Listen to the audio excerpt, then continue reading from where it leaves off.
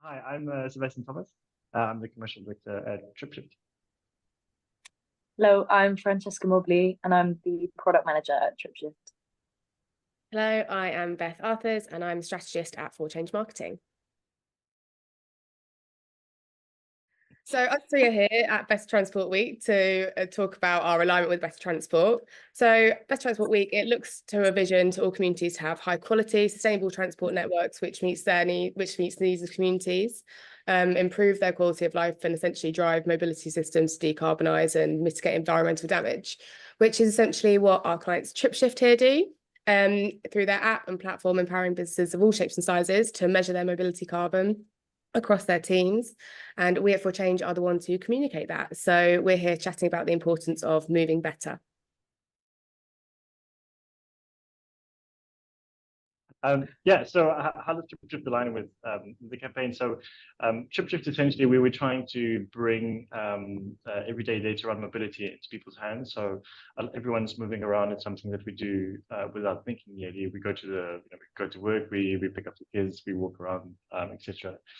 Jump on a Boris bike or jump in a car. But in the end, while there is a lot of tools to plan your journey, such as Mapper or Google Maps or Waze, very few of us actually understand or realize the true impact of how we move around in terms of a sustainability perspective.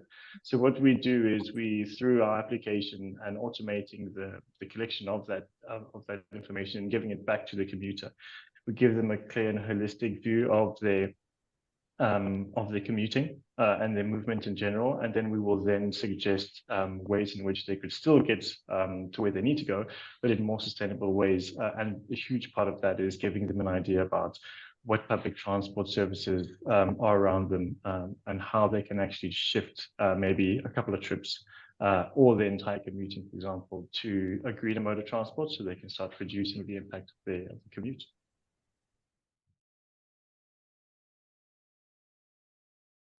We are moving about constantly. We're always on the move from A to B, but we rarely stop and kind of reflect on the emissions and the impact that all of this kind of moving around has on our planet. We're never going to, we can't stop moving because movement brings us so much value, time with family, friends, and amazing partnerships in various industries. But we just need to learn how to move better. And that's where TripShift comes in. It's just a piece of the puzzle, of the overall puzzle, but being able to encourage, educate and inform about mode shift in a mobile application, which like Seb said, is in your hands, means that it's an everyday nudge to considering different ways of moving. And I think what's so great about what TripShift do put forward within the app is the tone at which it's spoken about. And that's what we do try and kind of mirror within our communications. I mean, it's positive in the way it's set up. You've got the background that does kind of change depending on, how low carbon your journey has been and how you are like moving better generally. And I think on top of that, the great thing that we try and put across is kind of door to door, it's on the go, it's however you move, be that bus, tube, train, tram, scooter, the information is there. So people don't need to kind of limit how they're moving, the availability to kind of obtain that carbon information, just, have that nudge and that kind of, elevation in insight into, how this kind of invisible time that we have, when we are like on the move, whether that is business travel, commuting, there's so much data there around emissions, which, businesses can use and the teams within it can really feel empowered by too. So that's why TripShift and similar like route planning apps are so important, because without the information, people will kind of just go on business as usual and you'll never stop and consider if there is a better way to get from A to B.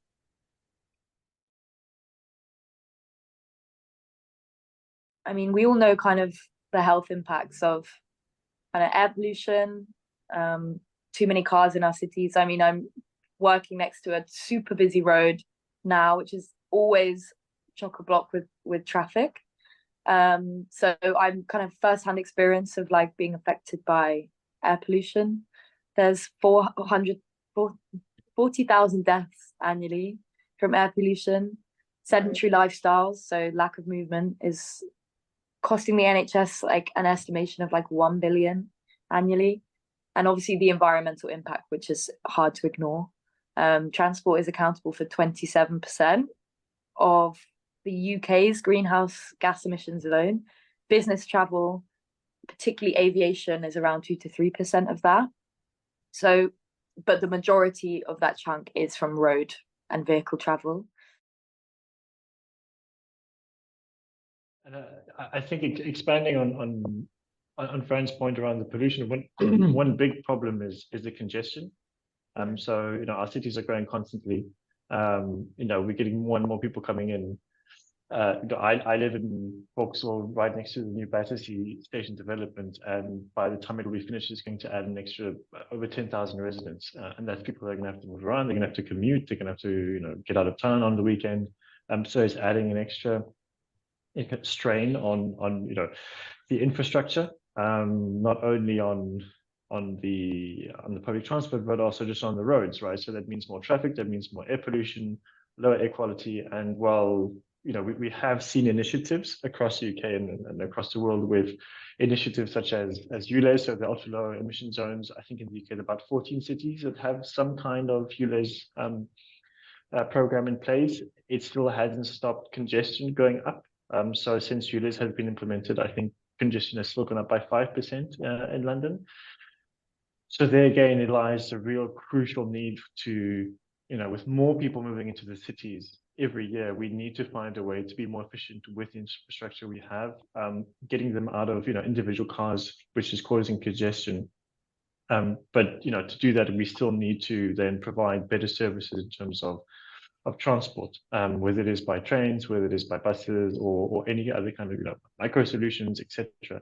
But there is a real need to, even just beyond the sustainability, just for our cities to be livable, we need to be able to get more people in public transport, just to kind of free up the space and clean up the air and just make it a more enjoyable life experience. Yeah, for sure. And we in the UK, we're definitely lucky to have such like an extensive rail system, for example. And in London, we've obviously got TfL. Not all areas of the world do have these public systems, which are feeling like increasingly like decarbonising options. And there's always opportunity to collaborate with public networks that take more of a widespread approach and like integrate this verified knowledge that we've got even further. Yeah, in the UK, we're obviously super lucky to have such an extensive rail system. In London, we've got TfL. Not areas of the world do have.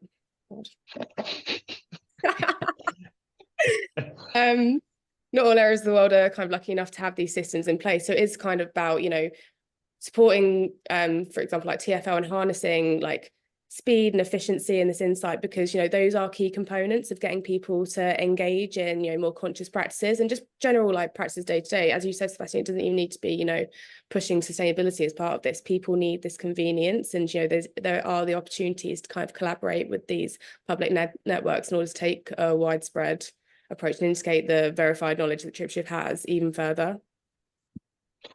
Yeah, absolutely. I think especially when everyone is talking about moving into kind of this smart city era, and part of that is also for cities to understand, how people are moving around.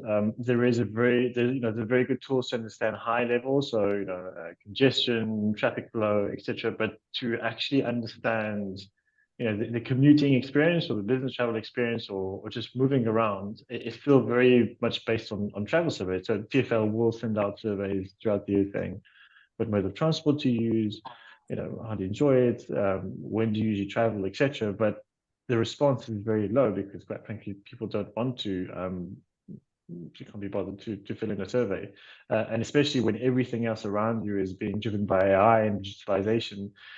The fact that I have to fill in a manual survey, a lot of people just skip through it. They just don't have time for it, or they just it just doesn't happen. And so a tool like TripShift, by partnering with TfL would be fantastic in terms of helping them understand exactly what's the community experience, and help them then also adapt or increase or make their services better depending on really understanding what is the commuting experience from from across London. It doesn't have to just be London. We're talking about any city or even just rural areas. How do you get, if you are moving from a rural area to London, what does that look like exactly? Is there a point where maybe you know we could, you wouldn't necessarily drive all the way into London, but if you have the right services, would you drive up till, just a little bit past M25, and then to avoid the traffic, you would jump on the bus or the train because you know that it'll be on time, it'll be reliable, get you right in the center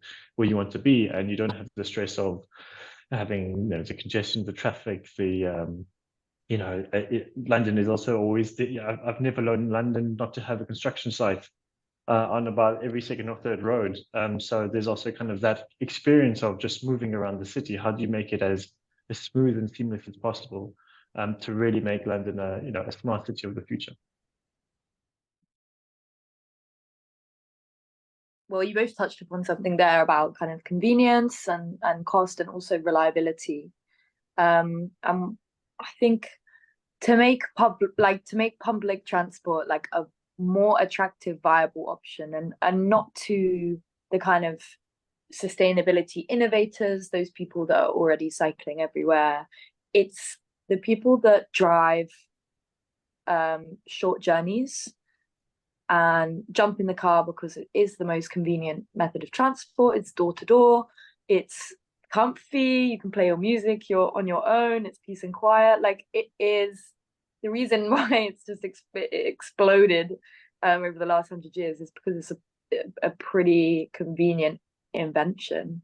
But we understand now in our changing climate and in our ever-growing cities that it's just the most inefficient way to move people en masse.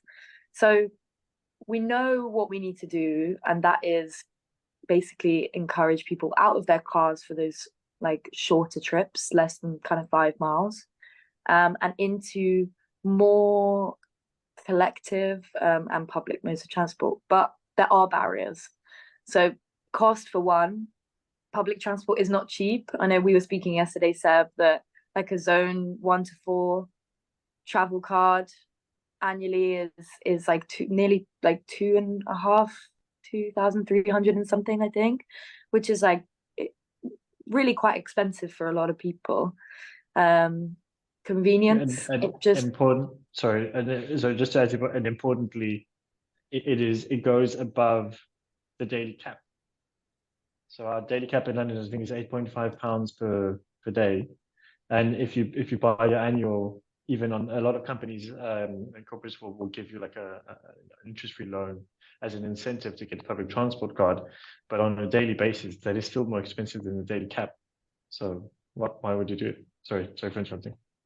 Yeah, so even if it is made more convenient and the door-to-door last mile stuff, obviously micro-mobility we spoke about earlier has really helped make that so much more efficient. If I walk to the station to get the underground now and I see there's a delay, I know that there's a forest bike waiting outside for me to get to work in the same amount of time.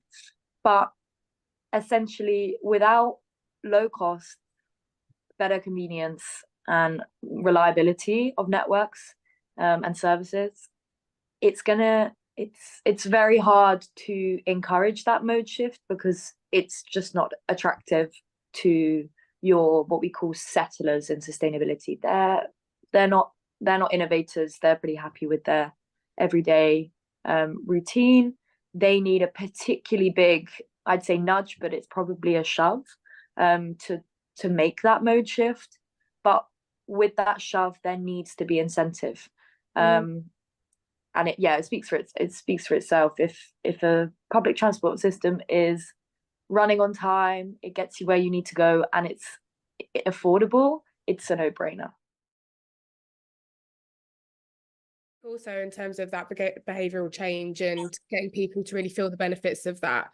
For example, when you go out on a bike ride or like you do walk, and obviously we're lucky enough to be in London and it is actually a nice day, having that connection to nature and that kind of like mindfulness in just like moving your body like where you're able to, and be kind of just more aligned with like the city and like taking those journeys like in a different way instead of being like underground on the tube or, you know, sat in one of these like traffic jams in the car, like having that impact of like the emotional benefits, like that's so important as well to start driving this change too. But as you say, Fran, we do need like the cost to come down on things such as micromobility, transport options in order to really push that forward. And you're so right, Beth, that actually emotionally obviously it's good for you physically. Just getting that half an hour to an hour of active travel in a day can, I think, the respiratory and the cardiovascular benefits of that is like off the scale, so much that the NHS have actually started prescribing active travel as not a remedy but like a solution. But you're so right that actually emotionally it's such an amazing way to start your day when it's a nice day and you're out in the sun and you're moving your body, but communicating how good that feeling is quite impossible. So that's like one of the things that we've been doing in our documentation and our material at TripShift, is like looking at ways that you can kind of get people onto the transport, particularly bikes and walking, so that they can experience it for themselves and catch the bug. Because once you're hooked, it is hard to kind of go back to sitting in a car or kind of sweating on the tube. Yeah, very true. We acknowledge that we are literally one piece of a huge puzzle. Like Seb said, smart cities require interconnection between useful softwares and education across different platforms. We work kind of post-trip to give recommendations. We work on an incentive-based policy. So how can you run a campaign with a decent reward and incentive that will actually encourage people to give things a go? I think it's really important to acknowledge that people don't prioritize sustainability information in their daily lives. It's really good to have TripShift as a tool there, but it needs to be interlinked with better infrastructure, both cycleways and more connected rails, more buses, and then incentives and programs that encourage that behavior change aspect as well. To consider is everyone is going to need a different solution. Everyone moves differently, right? Based on whether you're going to work, based on whether you're going to supermarket, picking up the kids, seeing family. Everyone is going to have their own specific way of moving around. What TripShift does is, again, it helps you understand your personal movement, right? So rather, it's not telling everyone to to jump on public transport necessarily, but because of the holistic view that we give you, and then the suggestions we give based on your specific data, we will then highlight those small realistic wins and changes that you can implement without having to completely reform the way you move. So, for example, it's not necessarily about banning everyone from driving a car into London or wherever they're traveling. It's about, as Fran was mentioning, those small trips where maybe you could have actually used a public transport solution. As TripShift, we imagine a future where business travel and commuting are optimized for efficiency and sustainability through the use of partnerships and data integrations. We hope that our real-time carbon data obviously informs better travel choices, encourages active travel, and also supports businesses in achieving their sustainability goals. But the key power of this data, in alignment with kind of better transport and similar campaigns for mode shift and improved public mobility. I think what is really important here is the opportunity for collaboration, like kind of across the board, whether that is within teams, with TripShift and their partners, with sustainability motivated companies and aligned agencies in that sense for like communications. Everything is just like so much better when you are collaborative and you're like running the same course and you're moving better together. So yeah, I think that's what's great about initiatives such as Better Transport Week. It's really instigating conversation. It's, well, as we're seeing today, and yeah, it's just having that open conversation, encouragement, and just positive attitude, but also being realistic about where we're at and where we can go in the future and the different routes that we've got there. Thanks for listening, guys. Thanks, Sue. Bye. Wait, Cat. Bye, he Gloria. doesn't want to wait.